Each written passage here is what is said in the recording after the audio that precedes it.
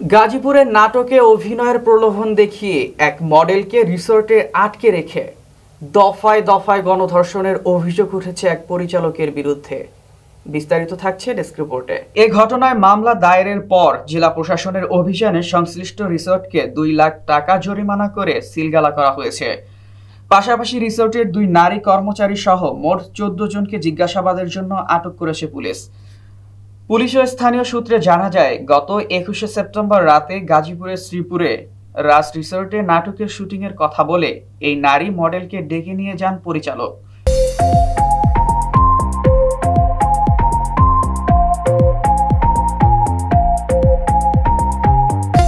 Smart সামাজিক বাজার, নিত্য প্রয়োজনীয় পণ্য ন্যায্য মূল্যে ঘরে ঘরে।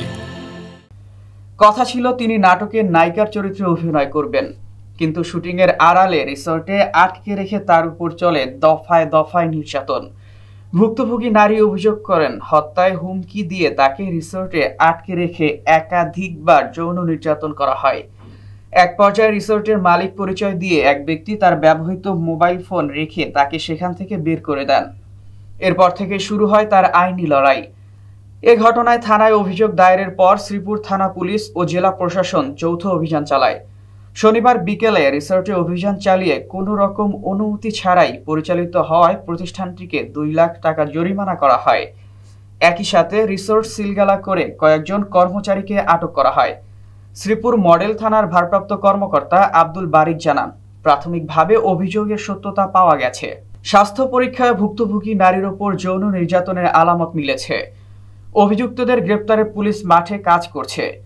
শ্রীপুর উপজেলার সহকারী কমিশনার মোহাম্মদ সাইদুল ইসলাম বলেন, রিসোর্টটি কোনো অনুমতি ছাড়াই পরিচালিত হচ্ছিল। ভ্রাম্যমাণ আদালতের মাধ্যমে রিসোর্টের জরিমানা করা হয়েছে এবং এটি সিলগালা করা হয়েছে। ফরেনসিক প্রতিবেদনে ভুক্তভোগী নারীর ওপর ধর্ষণের প্রাথমিক সত্যতা মেলায় মামলার আসামিদের গ্রেপ্তারে তৎপরতা জোরদার করেছে পুলিশ। মোবাইল কোর্টে আমি করেছি হোটেল রেস্তোরাঁ আইন যেটা আছে 2014 সালে, সেখানে কাগজপত্র যাচাই বাছাই নিবন্ধন নাই, রেজিস্ট্রেশন নাই। রেজিস্ট্রেশন না থাকায় ওই আইনের সংশ্লিষ্ট ধারায় ওদেরকে 2 লক্ষ টাকা জরিমানা করা। আর অফিসে সহ ওনার একটা টিম আসছিল, ওনাদের টিমটা আসছিল মূলত ওই যে একটা অভিযোগ আছে বা নিউজ হয়েছে, সেটা আপনারা জানেন, যুগান্তরে হয়েছে সমগ্র। ওই যে একজন মডেলকে নিয়ে মনে হয় দর্শনের বিষয়, তাই না? হ্যাঁ হ্যাঁ, ওটা আমরাও করছি ভাই। ওইটার ইন্সপেকশনে উনি এসেছিলেন। ওইটার ইন্সপেকশনে এসে উনি আলামত, বেশ কিছু আলামত পাওয়া গেছে, ওইটা জব্দ করে দিয়ে গেছে। বলতো যে রাজ রিসোর্টে যে একটা ঘটনা ঘটছে 22 তারিখে, জি, এটাকে কেন্দ্র করে তো একটা মামলা হয়েছে, যেটা তদন্তাধীন, তদন্ত সাপেক্ষে আইনগত ব্যবস্থা নেওয়া হবে। এটা যে ধারাবাহিকতা, আজকে আবার তদন্তে আসা হয়েছিল। এখানে ভ্রাম্যমাণ আদালত হয়েছে প্রেসিডেন্টের মাধ্যমে। এখানে আসার পর আজকেও আবার এটা একটা অনৈতিক কাজ যে এই রাজ রিসোর্টে হয়, সেটার প্রমাণ আজকে পাওয়া গেছে। 2 জন মহিলাকে পাওয়া গেছে, যারা স্বামী স্ত্রী হিসেবে আসছিল, 2 জন পুরুষ। তারা ভ্রাম্যমাণ আদালতের উপস্থিতি টের পেয়ে তারা টপকে পালিয়ে যায়। এবং এটা যেহেতু একটা অনৈতিক কার্যক্রমের সাথেই রিসোর্টটা জড়িত, যার ফলে এই ঘটনার সাথে যারা জড়িত সবাইকে থানায় নিয়ে যাওয়া হচ্ছে। তাদেরকে জিজ্ঞাসাবাদ শেষে আইনানুগ ব্যবস্থা গ্রহণ করা হবে। তাদের 2 জন মেয়ে আছে আটক এবং পুরুষ 12 থেকে 13 জন এরকম হবে আর কি। ওই মামলা এদের চালান হবে নাকি পৃথক মামলা হবে? না, ওটা তো আলাদা মামলা, এটাই আলাদা। ওটা তো একটা গণধর্ষণ মামলা হয়েছে। ওই গণধর্ষণ মামলার কাউকে কি গ্রেফতার করা গেছে? না, এটা অলরেডি 2টা টিম কাজ করতেছে, মাঠে আছে। আমরা আশা করছি শর্ট টাইমের মধ্যে তারা আইনের আওতায় আসবে, গ্রেফতার হবে। জি, ধন্যবাদ। অনৈতিক কাজের জন্য যেহেতু হাতে নাতে ধরা পড়ছে, এখানে মোবাইল কোর্ট চলাকালীন সময় যেহেতু আজকে আমরা প্রমাণ পাইছি, তার মানে ইতিপূর্বে তারা এই কাজগুলি করে আসতেছে। এই জন্য এইগুলির সাথে যারা জড়িত প্রত্যেককে যাদেরকে পাওয়া গেছে তাদেরকে থানায় নিয়ে আসা হয়েছে। জিজ্ঞাসাবাদ শেষে তাদের বিরুদ্ধে আইনানুগ ব্যবস্থা গ্রহণ করা হবে। যারা অপরাধী তাদের বিরুদ্ধে আইন। ডিরেক্টর ওনার সাথে বসে কথাবার্তা হয়েছে, হওয়ার পর হচ্ছে উনি আমার ফোন নাম্বার নিছে কাজ কাম দেখে। ডিরেক্টর নাসিরউদ্দিন মাসুদ, হ্যাঁ, আমার নাম্বারটা নিছে যে না তোমার কাজ কাম ভালো আছে, আমরা হচ্ছে অভিনয় ভালো আছে, আর নেক্সটে তোমাকে নিয়ে প্ল্যানিং করবো, চিন্তা ভাবনা করবো। এরপর হচ্ছে যে আমি আসার পরে আমার কয়েকদিন পরে উনি হচ্ছে ফোন দেয়, ফোনে কথাবার্তা হয়েছে।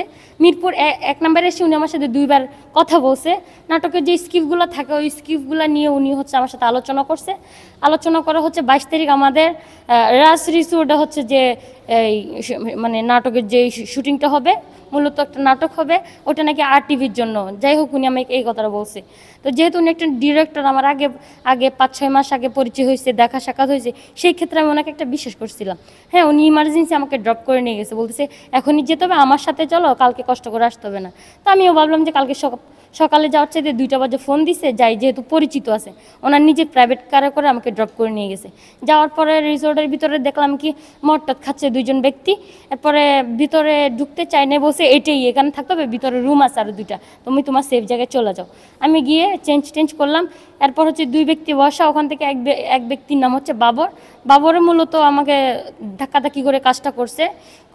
আমি করতে চাই নাই। পরে হচ্ছে যে মদের বোতল ভেঙে বলতেছে যে এখানে হচ্ছে এটা আমাদেরই রিসোর্ট, এখানে চিল্লাফাল্লা করবি না, আশেপাশে মানুষ এসে শুনবে, তোর ক্ষতি হবে, আমাদের কিছু হবে না। পরে উনি করার পরে হচ্ছে যে 60 বছরের একটা ব্যক্তি রিসোর্টের মালিক পরিচয় দিছে, মূলত উনি জবরদস্তি কাজ করছে। এরপর ডিরেক্টর নাসিরউদ্দিন মাসুদ এই কাজগুলো করছে, 2বার করছে উনি আমার সাথে। আমি তো বারবার বলতেছি যে আমি বাধা দেওয়ার চেষ্টা করছি। 3জন ছেলে 1জন কিভাবে পারে? এটা তো একটা মানুষের মস্তিষ্ক যদি তার ঠিক থাকে সে বুঝবে। একটা মেয়ের সাথে একটা ছেলের সাথে মেয়ে পারে না, তো 3টে ছেলের সাথে আমি কিভাবে পারবো? আমি তো প্রতিবাদ জানাচ্ছি না, আমি সেটা সঠিক বিচার চাচ্ছি। আইনের আওতায় আসবে অবশ্যই, এবং হচ্ছে প্রকাশ্যে ওনারা সব কিছু বলবে। হ্যাঁ, দরজা লাগানো, দরজার টাক দিচ্ছে, তো আমি খুলে দিছি, কারণ আমি জানি আমাদের স্যার আসছে, ডিরেক্টর স্যার বিভিন্ন রকম কথাবার্তা বলবে, এই কারণে কারণ মূলত আমরা যত শুটিংয়ে কাজ করতেছি আমাদের সাথে কখনো এরকম দুর্ঘটনা হয় নাই। আপনি যেহেতু বলছেন যে অভিনেত্রী, আপনি এর আগে কোথায় কোন নাটকে কিসে অভিনয় করেছেন? জি, আমি হচ্ছে যে RK রানা ইউটিউব চ্যানেল আছে, ওখানে কাজ করছি। আর হচ্ছে আজিম ভাইয়ের হচ্ছে পেজে কাজ করছি। আমি হচ্ছে যে মূলত বড় টিভি চ্যানেলে কোনো কাজ করি নাই, বুঝছেন? এই জন্য হচ্ছে যে উনি বারবার এগুলো বলতেছে যে মিডিয়ার লোকজন এমন করে থাকে যারা, তাদেরকে তুমি বড় বড় চ্যানেলে কাজ দিছো, আমাদেরকে তো দাও নাই। বুঝেন না বিষয় হচ্ছে এটা। তারা তো বিষয়টা অস্বীকার করতেছে। অস্বীকার করবে, স্বাভাবিক। এখন যদি 3জন মিললে ধর্ষণ করে, এটাকে প্রকাশ্যে না, আমি যদি কাউকে ধর্ষণ করি আমি কি বলবো যে করছি? সঠিকভাবে বিচার হোক, আইনের আওতায় আনা হোক, মেডিকেল টেস্ট হয়েছে, রিপোর্ট বের হোক, সবকিছু প্রকাশ্যে আসবে। যে আমি এমনি একজন নর্মাল আর্টিস্ট, কাজ করে থাকি, আমার কাছে যথাযথ পরিমাণ প্রমাণ আছে, নাটক অভিনয় আছে।